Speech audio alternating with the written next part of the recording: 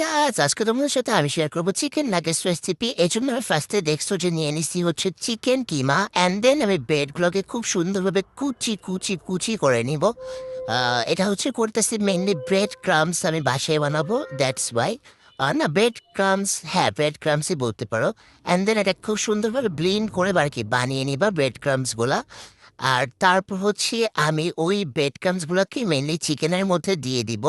তো দিতেই থাকবা যতক্ষণ পর্যন্ত না শেষ হবে।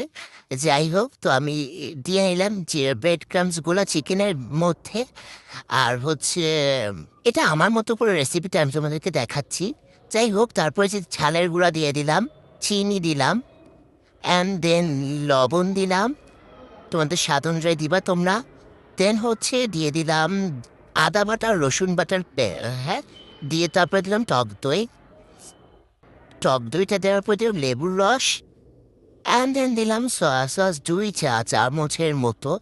আমি কিন্তু সম্পূর্ণ আমার নিজের মতো করে রেসিপিটা দেখাচ্ছি, তোমরা তোমাদের মন মতো বানিয়ে নেবা।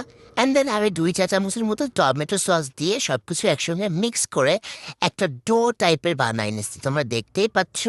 অ্যান্ড দেন আমি একটা কি বলে এটাকে, প্লেটের মধ্যে অয়েল ব্রাশ করে নিচ্ছি।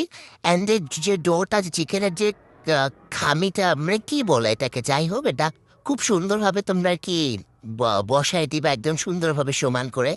অ্যান্ড দেন আমি এগেন হচ্ছে ব্রেড ক্রামস করছি, কারণ আমার কাছে ব্রেড ক্রামস ছিল না ভাজার জন্য চিকেন নাগেটসগুলো। তো হচ্ছে আমি একটা ডিম ফেটিয়ে নিব খুব সুন্দরভাবে। আহ, তারপরে যে খুব সুন্দরভাবে আমি কেটে নিয়েছি যে গোশের যে নাগেটসগুলোকে আর কি। দেন হচ্ছে আমি খুব সুন্দরভাবে ডিমের মধ্যে চুবিয়ে দেন আবার এটাকে এই ব্রেড ক্রামসের মধ্যেও আবার সুন্দরভাবে মাখালাম আর কি, এটার গায়ে খুব সুন্দরভাবে কোটিং করে নিলাম আর কি ব্রেড ক্রামস দিয়ে। এভাবে সুন্দর করে তোমরা হচ্ছে কোটিং করে নিবা। অ্যান্ড দেন তোমাদেরকে দেখাচ্ছিলাম যে সবগুলো একসাথে আর কি হওয়ার পর একটু দেখালাম। তারপর আমি কিছু ব্রেড ভেজে নিলাম, অ্যান্ড আমি সব ভাজি নাই, কিছু আমি রেখে দিছিলাম ডিপ ফ্রিজে রেখে দিলে এটা ভালো থাকবে এভাবে।